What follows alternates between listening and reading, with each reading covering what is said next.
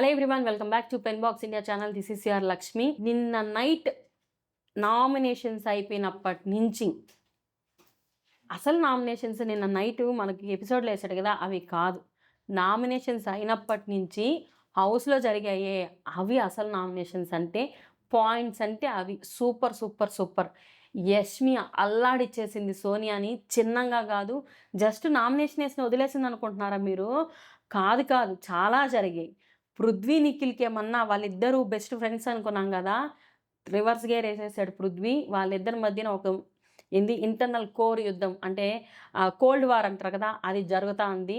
అది ఎప్పటికి బ్లాస్ట్ అవుతదో మనమైతే చెప్పలేం. ఎప్పుడు ఏదన్నా జరగచ్చు. మన శక్తి టీమ్‌లోకి ఒక పీడ శక్తి వచ్చింది. ఆ శక్తిని ఎట్టన్నా మనం తరిమేయాలనేసి కొంతమంది చాలా సకల విధాలా ప్రయత్నిస్తున్నారు. మరి వాళ్ళని ఏం ఆపుతుందో నాకైతే తెలియడం లేదు. సో, వీటన్నింటి గురించి మనం ఈ వీడియోలో డిస్కస్ చేసుకుందాము. కేవలం ఒక 3 టాపిక్స్. ఈ 3 టాపిక్స్ మీదే నైటు 2 అయిపోయింది టైము. అసలు నాకు తెలిసి కొంతమంది ఏమనుకుంటున్నారు, నైట్ అయిపోయింది కదా, బిగ్ బాస్ పడుకుంటాడేమోలే, వినడేమోలే మన మైక్‌లో మాటలు అని అనుకుంటున్నారేమో. అక్కడ కూడా మీరు మైక్ సరి చేసుకోండి అన్న ఒక డైలాగ్ వస్తే దడుచుకొని చచ్చారనమాట. సో, ఈ విషయాలన్నిటి గురించి డిస్కస్ చేసుకుందాం. ఈ వీడియో చూసే ముందు ఒక లైక్ కొట్టి సబ్స్క్రైబ్ చేసుకోండి. పాయింట్‌లోకొస్తే నామినేషన్స్ టైంలో సోనియా యష్మిని ఒక మాట అనేసింది. ఏమని? నువ్వు వాళ్ళిద్దరి మీదే ఫోకస్ పెట్టావు. అంటే నిఖిలు, పృథ్వీ మీద పెట్టిన ఫోకసు నా గేమ్ ఎక్కడ చూస్తావులే, వాళ్ళని చూడనీకే నీకు టైం సరిపోతుంది అనేసి అనిందనమాట. సో, అక్కడ నార్మల్‌గా అయితే యష్మి పెద్దగా పట్టించుకొని ఉండదు. కానీ దానికి ముందు జరిగిన సిట్యుయేషన్స్, ముందు జరిగిన డిస్కషన్స్ వల్ల యష్మి చాలా రియాక్ట్ అయిపోయింది. అసలు ఈ టైంలో ప్రతి ఒక్కరూ చూస్తారు. అంటే ఈ నామినేషన్స్ అనేటివి ప్రతి ఒక్కరూ చూస్తారు గదా! సో, ఇలాంటి టైంలో నువ్వు ఇలాంటి మాట ఎలా మాట్లాడావు? నువ్వు ఎట్లా మాట్లాడతావు? ఏమనుకోని మాట్లాడుతున్నావు? నువ్వు గేమ్ ఆడలేదు. నా లేన్‌లోకొచ్చినప్పుడు నాకసలు గేమే చూపియలేదు. అదేంటి నీ దాంట్లో ఆల్రెడీ 4 మెంబర్స్ ఉన్నారు. వాళ్ళదే చెల్లుబాటు అవుతుంది. నాదెందుకు కాలేదంటే, ఏమో నువ్వు చెప్పునుంటే నేను ఆ 4 మెంబర్స్ దాటి నీది నుండేదాన్నేమో. అంత ఎంథూసియాజం, అంత ఇంట్రెస్ట్ అయితే నాకు లేన్‌లో చూపియలేదు. కానీ నువ్వు పక్క లేన్‌కెళ్ళినాక నువ్వే చీఫ్‌గా బిహేవ్ చేస్తున్నావక్కడ. నాకది నువ్వు అదా, ఇదా అని అర్థం కావట్లేదు. అందుకోసం నేను నీకు పాయింట్ చెప్పాను. నువ్వు ధైర్యంగా నువ్వు నాతో పోటీ పడలేదు. నాతో ఆట ఆడలేదు. నువ్వు వెనక వాళ్ళని సపోర్ట్ చూసుకొని, వాళ్ళని వెపన్స్ లాగా వాడుకుంటూ నువ్వు నా మీదకి గేమ్ ఆడావు గానీ, నువ్వు ఇండివిడ్యువల్ గేమ్ ఆడలేదు అననేసి భయంకరంగా యష్మి అయితే ఆర్గ్యుమెంట్ చేసింది. ఇక్కడ ఒక్క పాయింట్ యష్మిని కరెక్ట్ చేసేది, గేమ్ ఆడింది సోనియా. ఆ గుడ్లు తెచ్చే దాంట్లో ఎవరిని అడగకుండానే, ఎవరి సపోర్ట్ లేకుండానే పోయి తెచ్చింది. గేమ్ అయితే ఆడతాంది. కానీ మరీ అంత ఫిజికల్‌గా ఆడట్లేదు. సపోర్ట్ అయితే పెట్టుకుంటాంది అక్కడక్కడ. అదైతే బాగా తెలిసిందే. కానీ ఆమె మాట్లాడే మాటలే వరస్ట్‌గా ఉంటున్నాయి. నిజంగా మీరు బాగా గమనించండి. ఫస్ట్ నామినేషన్స్ నుంచి ఆమె మాట్లాడే విధానము, ఫస్ట్ విష్ణుప్రియని అంత మాట అనేసింది. ఆ వీకు అలా అయిపోయిందా?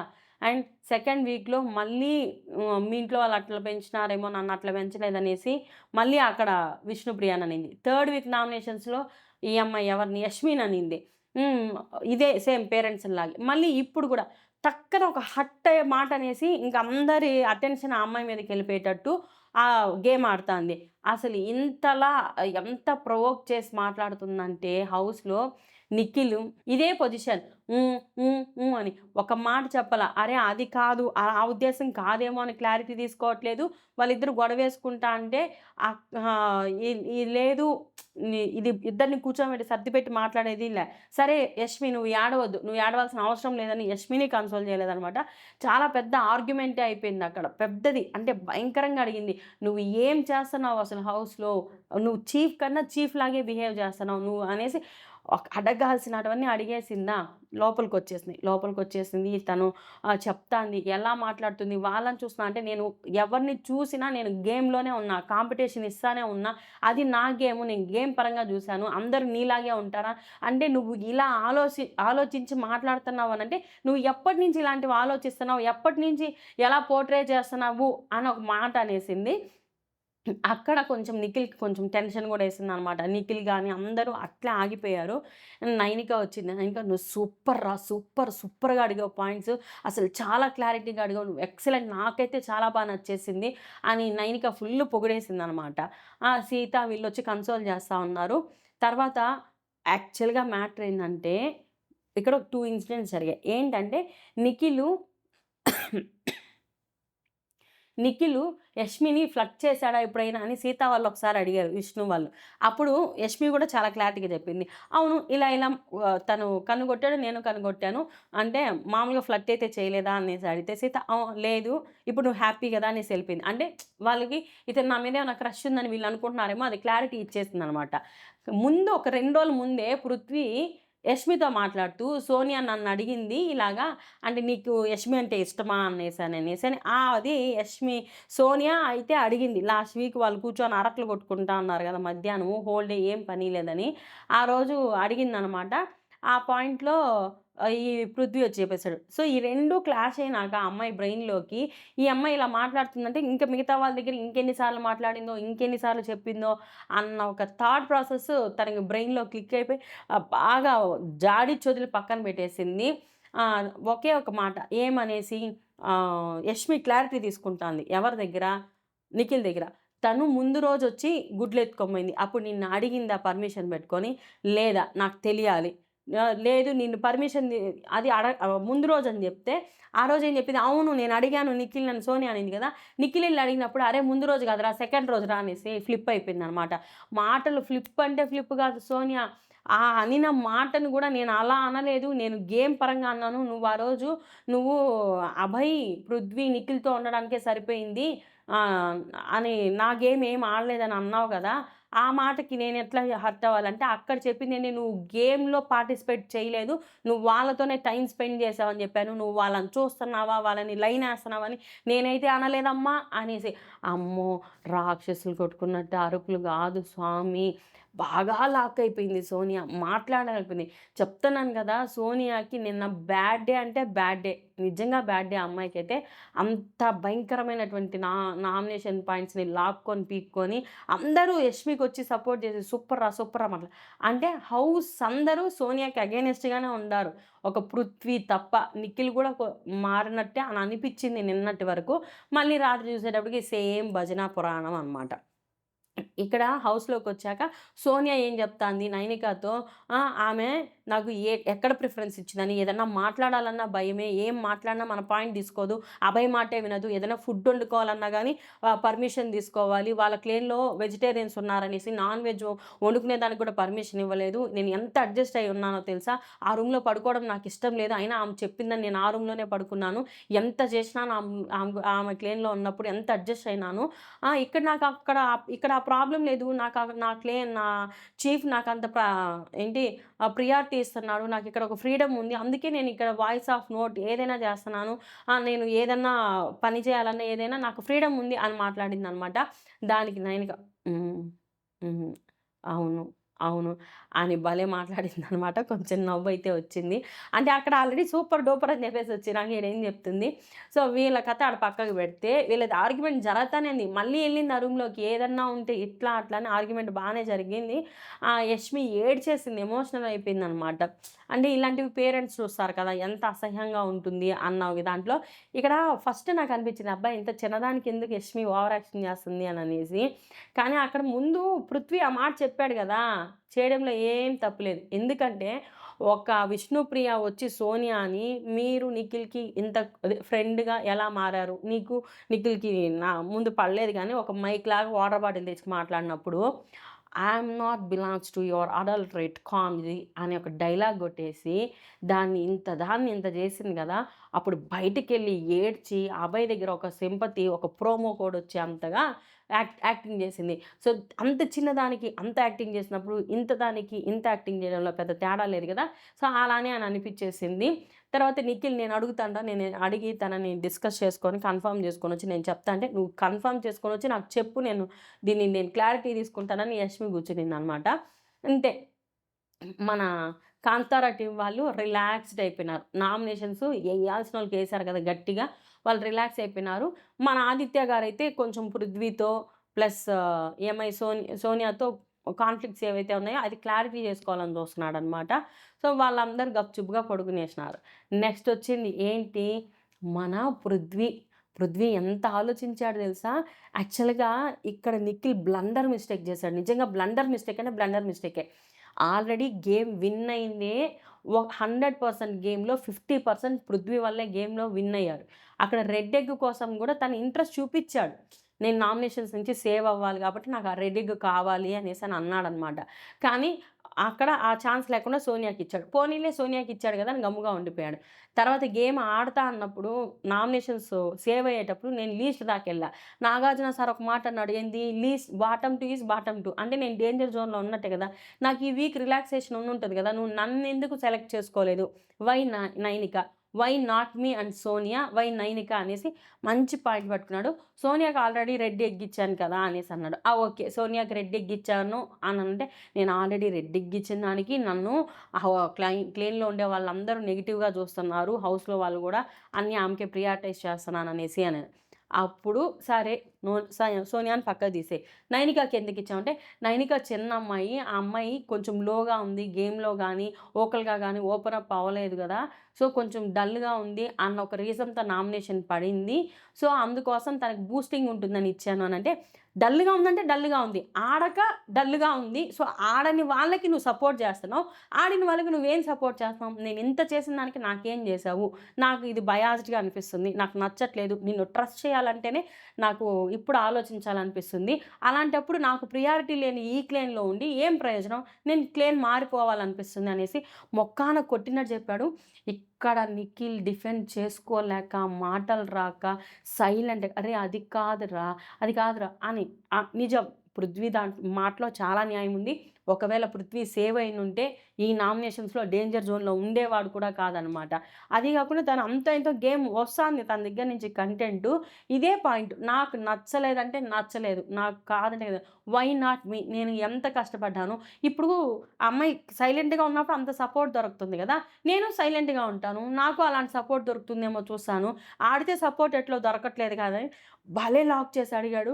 నిఖిల్‌కి మాటలు లేవు. ఏం జెప్పాలో తెలియట్లా. ఎంతసేపైనా అరే అదేంటి నెగెటివ్ అంటే ఇక్కడ నిఖిల్ పరిస్థితి ఎట్లయిపోయింది తెలుసా? ముందు జూస్తే లొయ్యి, ఎనక జూస్తే గొయ్యి అన్న సిట్యుయేషన్ అన్నిట్లోను. ఇప్పుడు పృథ్వీ విషయంలో అయినా, అట్లా సోనియా విషయంలో అయినా. ఏమంటున్నాడు? "అరే చిన్న పిల్ల కదరా! తన కోసం" అంటే చిన్న పిల్లనా? గేమ్ ఆడుతుంది గదా! ఆమె ఫిజికల్‌గా గూడా స్ట్రాంగు. ఆమెకి గేమ్ గురించి ఏం ప్రాబ్లమ్ లేదు. అలాంటప్పుడు ఆమెని సెలెక్ట్ చేసుకోవడానికి ఇంకేంటి రీజన్ నాకర్థం గాల. వై నాట్ మీ అనే పెట్టాడు. ఈ పాయింట్‌తో యష్మికి చెప్పుకున్నాడు. సోనియాతో చెప్పుకున్నాడు. సోనియా మళ్ళీ డిస్కషన్ పెట్టింది. అవును ఎందుకురా వీడిని సెలెక్ట్ చేసుకోలేదు అని ఒక పాయింట్ పెట్టాడు. నేను నైనిక అడిగిందేమో అని అనుకున్నాను. అంటే నైనిక అడగలేదు. కానీ ఆ అమ్మాయి నాతో ముందు డిస్కస్ చేసుకుందని నిఖిల్ చెప్పడము. అవంతా బాగా కొంచెం ఎలా అంటే నిఖిల్‌ని లాక్ చేసే సిట్యుయేషన్స్ వచ్చేసాయన్నమాట. దీనికి నిఖిల్ వచ్చి వీళ్ళతో మాట్లాడుకుంటూ నైనిక వాళ్ళతో "అరే ఇట్లాగా పృథ్వీ హర్ట్ అయ్యాడు. తనకివ్వలేదని. నీకు నీకిచ్చానని ఫీల్ లేదు. కానీ తనకివ్వలేదన్న ఒక పాయింట్ ఆఫ్ వ్యూలో చెప్పాడు. కానీ ఆబ్వియస్‌లీ వాళ్ళకర్థమైపోతుంది. నైనికాకిచ్చిన దానికి తను హర్ట్ అయ్యాడు. తనకియలేదు అనేసాను గదా! సో, ఆ పాయింట్ అయితే మైండ్‌లో పెట్టేసుకున్నారు వాళ్ళంతా. నెక్స్ట్ వచ్చేందండి వీళ్ళ గోల. ఎవరు? సీత బ్యాచ్. సీత ముగ్గురికి ఏందంటే వీళ్ళకి దమ్ము లేదు. ధైర్యం లేదు. ఊరికే బెబ్బేలు బెబ్బేలు బెబ్బే ఏదన్నా పాయింట్ ఉంటే సేమ్ క్లేన్ మెంబర్స్‌ని నామినేట్ చేయకూడదని రూల్ ఎక్కడన్నా ఉందా? అలాంటి రూల్ ఉన్నప్పుడు ప్రేరణ, మణికంఠ నామినేషన్ ఎందుకేసింది? యష్మి ఎందుకేసింది? వీళ్ళకి సోనియాతో ఇన్ని ప్రాబ్లమ్స్ ఉన్నాయి. కానీ నామినేషన్ చేసేదానికి ధైర్యం లే. నాకు కనుక ఛాన్స్ రావాలి. నేను నిఖిల్‌ని, సోనియాని ఇద్దరిని నిలబెట్టి నామినేషన్‌లో కడిగి పడేస్తా, అడిగి పడేస్తా అనేసి సీత అంటుంది. సీతకి భయంకరంగా కాలుతాంది సోనియా మీద. అండ్ ఆమె నా మీద కమాండ్ చేస్తుంది. డిమాండింగ్‌గా ఉంది. మనల్ని ఎంతసేపైనా ఇదేంటి రూల్ చేస్తుందేందిరా? అది తినండి, ఇది తినండి, ఇది కానిచ్చేయండి, అది ఫినిష్ చేసేయండి, పచ్చడేసుకొని తినండి అంటుంది. ఆమేమో ఫ్రెష్‌గా తింటుంది అని సీత అసలు కడుపులో ఉండేదంతా కక్కతా ఉందనమాట. సోనియా వండుకొని నామినేషన్ ఏసేటప్పుడు నాకు గేమ్‌లో నువ్వు ముందు కనిపించినంత కనబడలేదు. చీఫ్‌గా కూడా నాకంత ఎగలంటే ఆ పాయింట్ తీసుకొని ఆమెని నాకు కోపం వస్తుందిరా! చాలా కోపం వస్తుంది. నేను కంట్రోల్ చేసుకోలేకపోతున్నాననేసి నైనిక చెప్తాంది.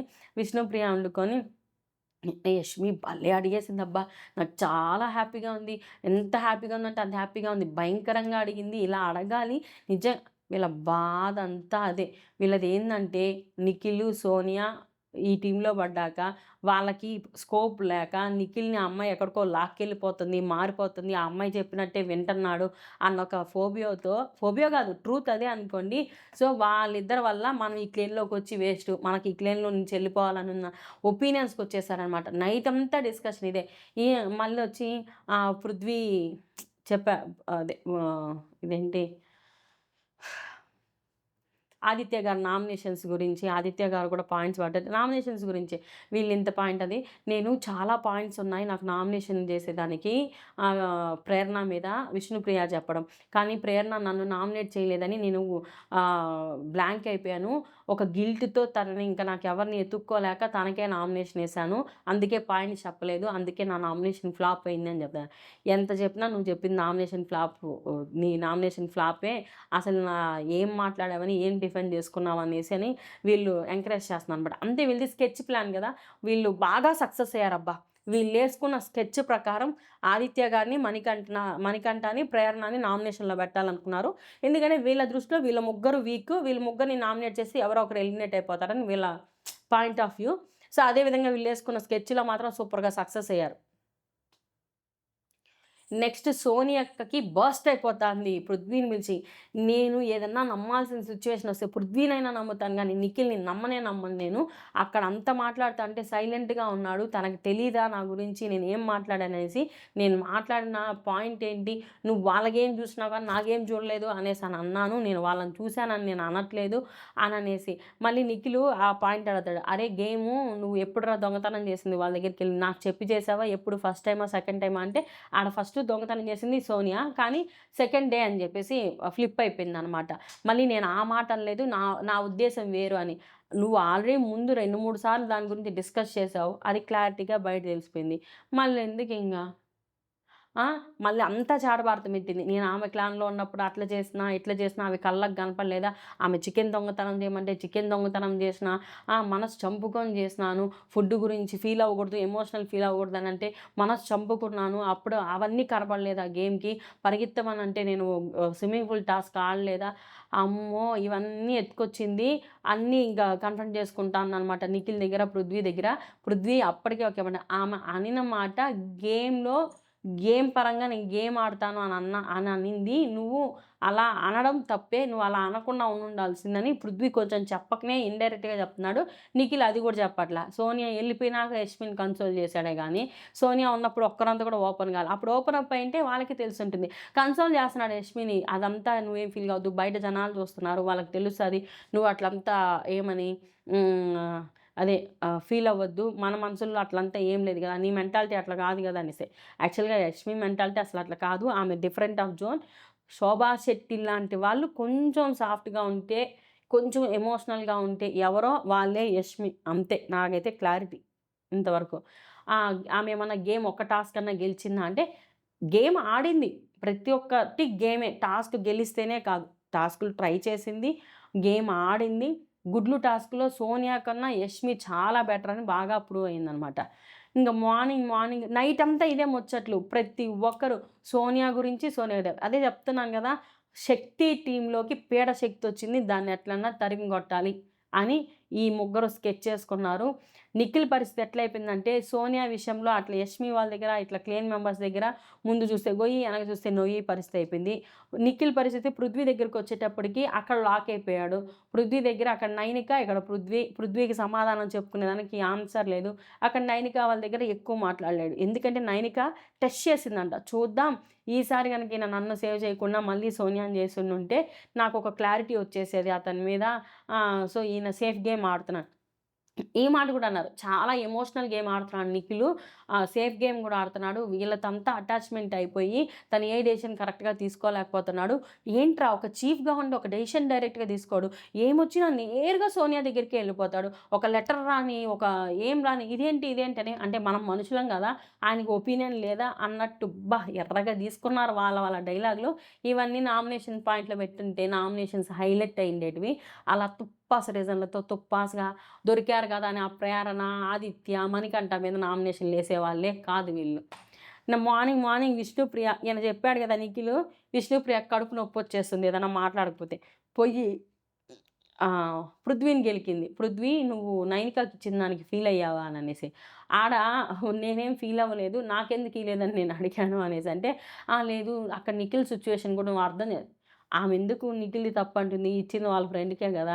అది పృథ్వీకి బాగా బుర్రకెక్కింది గదా! పృథ్వీ బానే మాట్లాడుకుంటే డిఫెండ్ చేసుకున్నాడు. కానీ ఫైన్ చాలా బాగా రివర్స్‌గా ఏసాడనమాట. పృథ్వీ. ఇంకిప్పుడు గూడా అడక్కపోతే తన కోసం తను స్టాండ్ తీసుకోకపోతే కష్టం గదా! మంచిగా స్టాండ్ తీసుకున్నాడు. దాన్ని నిఖిల్‌ని అడిగితే నిఖిల్ నేను అలా చెప్పలేదు. తను నిన్ను వేరే విధంగా అడుగునుంటుంది. నీకివ్వలేదని ఏమన్నా నువ్వు ఫీల్ అయ్యావా అని అడుగునుంటుంది లేరా అనేసని మాట మారుస్తున్నాడు. ఫ్లిప్ అవుదాం అన్నాడు. కానీ కుదరదు. మళ్ళీ పెద్ద మనిషి సోనియాకొచ్చింది డెసిషన్ ఏందని చెప్పడానికి. ఆడ ఏం లేదు. ఆల్రెడీ పృథ్వీ క్లారిటీ వచ్చేసింది. నిఖిల్ నాకివ్వకుండా అక్కడిచ్చాడు. నాకు అది హర్ట్ అయ్యాను అననేసి. ఆదిత్య గారు, సోనియా పెద్ద డిస్కషన్. ఏమని? మీరు అప్పుడు అలా ఉన్నారు కదా! మీ నామినేషన్ పాయింట్స్ ఎట్లంటే మేడం గారు ఉత్తమరాల్లాగా నాది అలా థింకింగ్, నాది ఇలా థింకింగ్, నేను ఇలా ప్రాస్పెక్టివ్‌లో ఏస్తా. అప్పుడు నీ గురించి ఎలా ఆలోచించాలి పక్కనోళ్ళు? అలా అనుకుంటే నేను ఫస్ట్ వీక్ నుంచే తరిమేసుండొచ్చు. ఆడుండేది గొర్రెలు గాబట్టి నువ్వేదో తెలివైనదానని వాళ్ళు ఫీల్ అవుతున్నారక్కడ. అంతే. అంతకు మించి ఏం లేదు. సో, ఇదండి midnight talks and live updates. అయ్యో! పిచ్చ పిచ్చగా జరిగాయి. గొడవే 1 ½ అవర్ జరుగునుంటుంది. హమ్మా! అని అనిపిచ్చేసింది నాకైతే. సో, ఈ వీడియో మీకు నచ్చినట్లయితే please like, share, subscribe our pen box India channel. Subscribe చేసుకోండి.